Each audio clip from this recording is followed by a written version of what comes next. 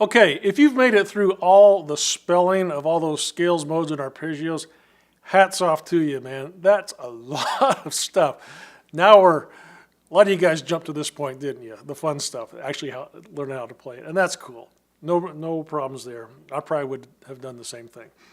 But now we're at page 133, the section on the fingerings of how to play all those things that we just learned how to spell. But before we get into that, I want to jump back to the beginning of the book to page 8, where there's a page called the 6th fret chromatic concept.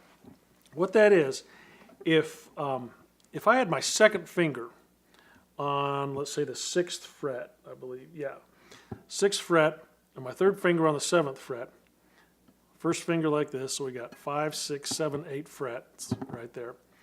My first finger can extend up to the 4th. My little finger can extend from the 8th to the 9th there. So if we cover those frets, 4, 5, 6, 7, 8, 9, on each string, 4, 5, 6, 7, 8, 9, 4, 5, 6, 7, 8, 9. You see how I'm shifting my first and fourth fingers, but the third and second are staying the same. 4, 5, 6, 7, 8, 9, 4, 5, 6, 7, 8, 9, 4, 5, 6, 7, 8, 9. So that creates a box of 2.5 octaves of the chromatic scale. So big deal. What does that give you? It gives you this.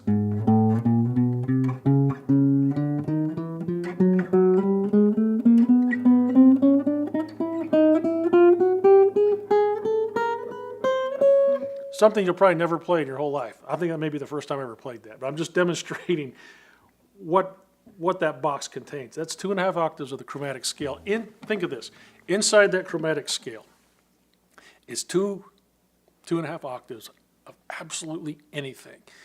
Any major scale, in any key, any melodic minor scale in any key, any harmonic minor scale in any key, any symmetric scale, any pentatonic scale, any arpeggio, 2+ octaves, 2.5 octaves of it are there in any key because it's a chromatic scale with all the notes. Everything is nested inside of that. And not only that, if it's nested in this box, it's nested in this one too, and in this one too, and this one too, and this one. What that means is at absolutely any position on the fretboard of the guitar, without shifting, staying in basically the same place, you can play over 2 octaves of anything in any key as far as an arpeggio, a mode, or a scale. That's what these fingerings are going to show you how to do. So let's dig into this.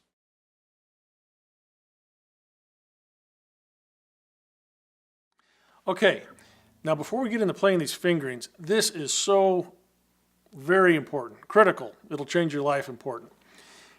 When you're learning these, there's some extensions on these fingerings that are going to be difficult to make. You don't want to injure your hands, and you want to play fast. You accomplish that, both those things, by doing this. You want your hands and your arms, your wrist, so relaxed that it's crazy. This hand, almost think of it as being limp. You don't want to press down any harder than you have to. You want this hand just, almost just the weight of your finger pushing the string down. Now I got heavy gauge on this. I'm using a 13 on my high E. These strings aren't light, but I'm barely pressing down at all. And so you want your hand loose and relaxed. I've found that if your hands are loose and relaxed, your mind is relaxed. And then when your mind's relaxed, you come up with more creative ideas when you're improvising. If your hands are tense and you're pushing down hard, your brain tends to be tense, and you don't come up with as cool of ideas. With your hands are loose, you can just kind of like whistle in your head or hum in your head, and it comes out through your hands. And it's really cool, that relationship. Okay, when you're extending down, one thing you want to remember is have a very light touch, almost just the weight of your finger. In fact, this is something you can do. Lay your finger real gently on the string and don't press down, and you're picking like once a second, and just slowly increase that downward pressure until that note frets out.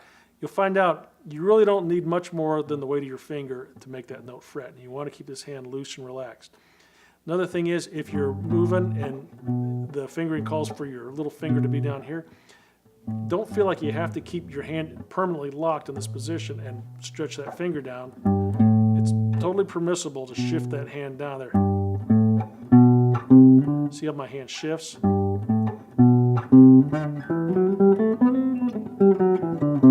Shift, back and forth like that. Another thing is, it'll really help, I found, to slant your fingers this way towards the nut. Especially when you're descending, having them slanted that way, it seems to help you pull them off better, keep your hand relaxed. Versus, I've seen people tend to have their little finger angled that way. No, you want to have them all this way. This along with a light touch and a relaxed hand is really going to help you. And again, don't be afraid to shift your entire hand position. When I was at North Texas, there was a guy there that his hands probably came to here on mine. His fingers probably 3/4 of an inch shorter than mine. He could play circles around me, and he was just shifting his hand position, and he was playing all the same stuff I'm showing you here. So move your hand, keep it relaxed, angle those fingers. It's going to make a big difference. Let's look at page 135 and make sure you understand how to read these fingering diagrams. There on 135, you have the a diagram that's built on the 5th string, 4th finger. You see how that 4 is circled? That's your starting point, your 4th finger. Again, 1, 2, 3, 4. In these diagrams, the 1 is the 1st finger, 2 is the 2nd finger, 3 is the 3rd finger, 4 is the 4th finger. Not rocket science. And the note that's circled is your starting and end point. So in this case, on the middle of page 135, we have the 4th finger here. Then we'd go to, that's our starting point. As we play up, we would then go to the 4th string and go 1, 2, 4. Then we'd go to the 3rd string, 1, 3, 4. Then we would go to the 2nd string, 2, 4. Then we would go to the 1st string, 1, 2, 4. And then back down. There's our starting point. Then we're going to go down, 2, 1, then 4, 2, 1, then back up to our starting point and our ending point. This is a D Dorian mode.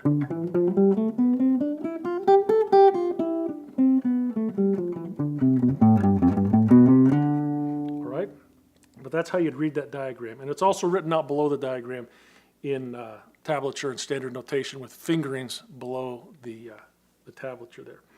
Now, if we're looking at an arpeggio, let's look at a D minor 7 arpeggio, starting with this same point here, a 4th finger. This is the bottom of the page, the diagram to the left, the D minor 7 arpeggio. 4th finger to the 2nd finger on the 4th string, and then 1st finger, 4th finger, 2nd finger, 1st finger, 4th finger. Sorry. Then back down. Back to our starting point.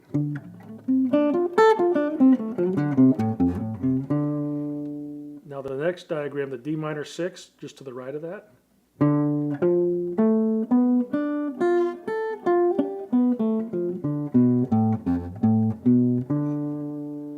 That's how you read those things.